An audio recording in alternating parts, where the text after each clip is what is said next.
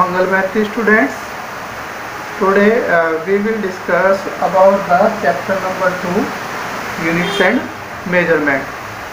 आपका जो चैप्टर 2 है उसका नाम है यूनिट्स एंड मेजरमेंट। आज हम इस चैप्टर के अंदर इन पॉइंट्स का डिस्कशन करेंगे। आज हम डिस्कशन करेंगे कि फिजिकल क्वांटिटी क्या होती है, इसके बारे में, मेजरमेंट ऑफ फिजिकल क्वांटिटी के बारे में डिस्कशन करेंगे, नीड फॉर मेजरमेंट, मेजरमेंट की ज़रूरत क्यों होती है इसके बारे में डिस्कशन करेंगे, यूनिट क्या होती है इसके बारे में डिस्कशन करेंगे, fundamental and derived physical quantity क्या होती है, ठीक है, concept of mass, concept of time and concept of length. In topic के बारे में आज हम यहाँ पर डिस्कशन करेंगे। इसमें सबसे पहले है आपका फिजिकल क्वांटिटी। फिजिकल क्वांटिटी क्या होती है? जो क्वांटिटी डायरेक्टली या इनडायरेक्टली क्या की जा सकती है, मेजर की जा सकती है। जिन क्वांटिटी को आप डायरेक्टली और इनडायरेक्टली मेजर कर सकते हैं तो उनको हम क्या कहते हैं? फिजिकल क्वांटिटी कहते हैं। ठीक है, डायरेक्टली से मीनिंग जैसे मान लीजिए सपोज कीजिए आपको लेंथ मेजर करनी है, ठीक है, आपने क्या किया, स्केल लिया, स्केल से उसको मेजर कर लिया, तो आपका डायरेक्ट मेथड हो गया। इनडायरेक्ट मेथड का मीनिंग है कि जैसे मान लीजिए हम कुछ लेंथ को हम जैसे मेजर नहीं कर सकते। मान लीजिए हमें क्या करना है कि रिवर के इस पार से उस पार तक की हमें लेंथ मेजर करनी है, ठीक है, तब हम वहाँ स्केल से मेजर नहीं कर सकते, तो उसको हम क्या करेंगे, एस्टिमेट करेंगे, अप्रोक्सीमेटली बता देंगे कि ये लेंथ हमारी इतनी है, तो उसको हम क्या कहते हैं, इनडायरेक्ट मेथड। ठीक है, तो फिजिकल क्वांटिटी आपकी क्या होती है? ऐसी क्वांटिटी जिनको हम डायरेक्टली या इनडायरेक्टली मेजर कर सकते हैं, उनको हम क्या कहते हैं, फिजिकल क्वांटिटी कहते हैं। फॉर एग्जांपल लेंथ हो गई, मास हो गया, ठीक है, वेलोसिटी हो गई, ये सब आपकी क्या है, फिजिकल क्वांटिटी है। ठीक है, इसके बाद है आपका कि measurement of a physical quantity. किसी फिजिकल क्वांटिटी को हम कैसे मेजर करते हैं? ठीक है, देखिए, किसी फिजिकल क्वांटिटी को मेजर करने के लिए हमें क्या चाहिए, हमें एक स्टैंडर्ड वैल्यू चाहिए। ठीक है, स्टैंडर्ड वैल्यू से मीनिंग हमारा, जैसे मान लीजिए मैं कहता हूँ, जैसे मान लीजिए मैंने कहा यहाँ पर कि मैंने लेंथ को मेजर किया, ठीक है, और लेंथ कितनी आई, 2 मीटर आई, लेंथ कितनी आई मेरी, 2 मीटर आई। ठीक है, फिर मैंने एक दूसरा ऑब्जर्वेशन लिया, दूसरे ऑब्जर्वेशन में मेरी कितनी आई, 3 मीटर आई, फिर मैंने एक तीसरा ऑब्जर्वेशन लिया, उसमें 4 मीटर आई। तो यहाँ पे मैं क्या देख रहा हूँ कि एक तो न्यूमेरिकल वैल्यू है मेरी यहाँ पर, एक क्या है, ये यूनिट है। ठीक है, इसको हम न्यूमेरिकल वैल्यू कहते हैं और इसको क्या कहते हैं, यूनिट कहते हैं यहाँ पर। तो यहाँ पर क्या है हमारा कि जो मीटर है, मीटर एक हमारी क्या है, स्टैंडर्ड वैल्यू होती है, स्टैंडर्ड क्वांटिटी होती है। तो यहाँ पर हम फिजिकल क्वांटिटी की स्टैंडर्ड क्वांटिटी से क्या कर रहे हैं, कंपैरिजन कर रहे हैं। ठीक है, फिजिकल क्वांटिटी की हमने स्टैंडर्ड वैल्यू यानी कि जो यूनिट है उससे हमने क्या किया, कंपैरिजन की। हमने बताया कि ये मीटर का 2 टाइम्स है, 3 टाइम्स है या फिर 4 टाइम्स है। ठीक है, तो किसी फिजिकल क्वांटिटी की अदर होमोजीनियस क्वांटिटी से अगर हम कंपैरिजन करें, ठीक है, तो उसको हम क्या कहते हैं, उसको हम क्या कहेंगे, measurement of a physical quantity कहेंगे, उसको फिजिकल क्वांटिटी का मेजरमेंट कहते हैं। ठीक है, अब नीड फॉर मेजरमेंट, मेजरमेंट की ज़रूरत हमें क्यों पड़ी? ठीक है, देखिए डेली लाइफ में हम बहुत सारे एग्जांपल देखते हैं जहाँ पर हमें मेजरमेंट की ज़रूरत होती है।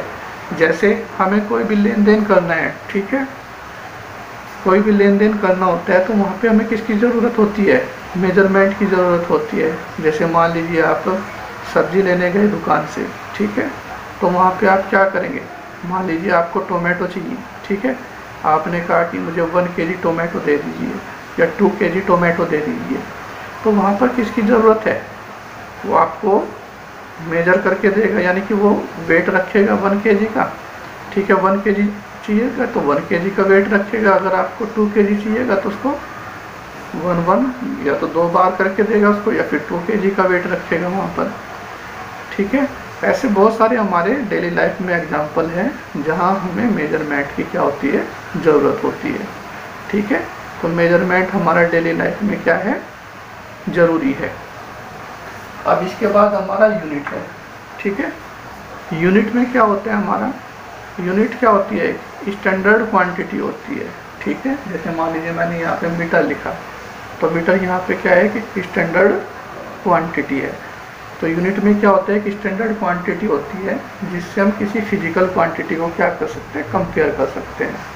ठीक है, तो यूनिट को अगर डिफाइन करना हो तो यूनिट की डेफिनेशन में क्या लिखेंगे कि unit is a standard quantity from which we can compare to physical quantity, जिससे हम किसी फिजिकल क्वांटिटी को कंपेयर कर सकते हैं, उसको हम क्या कहते हैं, यूनिट कहते हैं।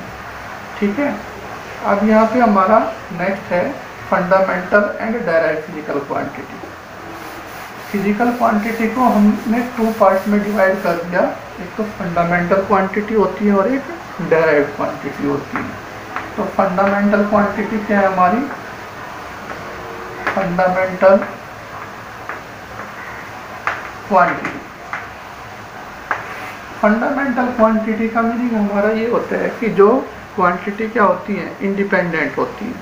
ठीक है, जो क्वांटिटी इंडिपेंडेंट होती है, ठीक है, उसको हम क्या कहते हैं, फंडामेंटल क्वांटिटी कहते हैं। जैसे मान लीजिए लेंथ है, ठीक है, लेंथ कैसी क्वांटिटी है, इंडिपेंडेंट क्वांटिटी है, तो इसको हम क्या कहेंगे, फंडामेंटल क्वांटिटी। जैसे मास है आपका, ठीक है, मास भी आपकी फंडामेंटल क्वांटिटी है। ठीक है, टाइम है, तो जो क्वांटिटी इंडिपेंडेंट होती हैं उनको हम क्या कहते हैं, फंडामेंटल क्वांटिटी कहते हैं। ठीक है, अब दूसरी है हमारी डायराइव। ठीक है, डायराइव फिजिकल क्वांटिटी क्या होती है हमारी, डायराइव क्वांटिटी, डायराइव क्वांटिटी में क्या होगा कि जिन क्वांटिटी को हम फंडामेंटल क्वांटिटी से क्या कर सकते हैं, डेराइव कर सकते हैं, उनको क्या कहेंगे, डायराइव क्वांटिटी कहेंगे। जैसे मान लीजिए मैं लिख रहा हूँ कि वेलोसिटी, तो वेलोसिटी का मीनिंग हमारा क्या हो गया, velocity is equal to displacement upon time. ठीक है, velocity is equal to displacement upon time. तो यहाँ पे वेलोसिटी को मैंने डिस्प्लेसमेंट और टाइम से डेराइव किया। ठीक है, तो इस तरह की जो क्वांटिटी होती है उनको हम क्या कहते हैं, डेराइव क्वांटिटी कहते हैं। अब जो हमारी फंडामेंटल क्वांटिटी है, बेसिकली हम यहाँ 11th क्लास में 3 फंडामेंटल क्वांटिटी का डिस्कशन करेंगे। वैसे तो हमारी कितनी फंडामेंटल क्वांटिटी होती है, 7 फंडामेंटल क्वांटिटी होती हैं, लेकिन यहाँ हम 11th क्लास के अंदर केवल 3 फंडामेंटल क्वांटिटी का डिस्कशन करेंगे। उनमें से एक तो होती है आपकी मास, दूसरी होती है लेंथ और तीसरी होती है टाइम।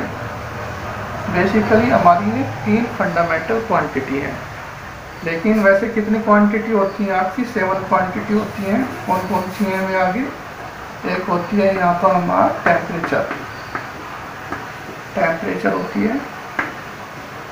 ठीक है, एक होती है यहाँ पर इलेक्ट्रिक करंट, इलेक्ट्रिक करंट। ठीक है, और एक यहाँ पर हमारा है ल्यूमिनस इंटेंसिटी, ल्यूमिनस इंटेंसिटी।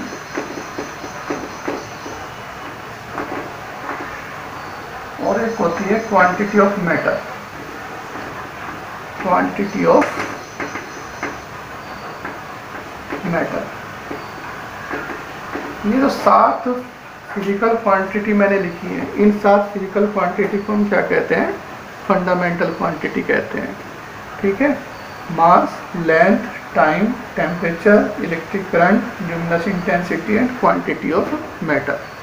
और जो इनकी यूनिट होंगी, इनकी यूनिट को हम क्या कहेंगे, फंडामेंटल यूनिट कहेंगे। क्वांटिटी को तो फंडामेंटल क्वांटिटी कहते हैं, और जो इनकी यूनिट होती है, इनकी यूनिट को हम क्या कहेंगे, फंडामेंटल यूनिट कहेंगे। जैसे मास की जो यूनिट होती है किलोग्राम होती है, लेंथ की क्या होती है, मीटर होती है, टाइम की क्या होती है, सेकंड होती है, टेम्परेचर की केल्विन होती है, इलेक्ट्रिक करंट की एम्पियर होती है, ल्यूमिनस इंटेंसिटी की कैंडिला होती है, ठीक है, और क्वांटिटी ऑफ मैटर की मोल होती है। इन यूनिट्स को हम क्या कहेंगे, फंडामेंटल यूनिट्स कहेंगे। ऐसे ही जो हमारी जो डेराइव्ड यूनिट होंगी, तो डेराइव्ड यूनिट क्या होंगी, जो डेराइव्ड क्वांटिटी थी उनकी जो यूनिट होंगी इसको हम क्या कहेंगे, डेराइव्ड यूनिट कहेंगे, ठीक है। अब यहाँ पर हम मास को डिफाइन करेंगे, लेंथ को डिफाइन करेंगे और टाइम को डिफाइन करेंगे। मास क्या होता है, मास कोई भी आपका मैटर होता है, मैटर के अंदर जितनी क्वांटिटी ऑफ मैटर होती है किसी बॉडी के अंदर, ठीक है, किसी बॉडी में जो क्वांटिटी ऑफ मैटर है उसको हम क्या कहते हैं, मास कहते हैं, ठीक है। दूसरी हमारी क्या है, लेंथ है। लेंथ को कैसे डिफाइन करेंगे, दो पॉइंट के बीच की जो डिस्टेंस होगी, ठीक है।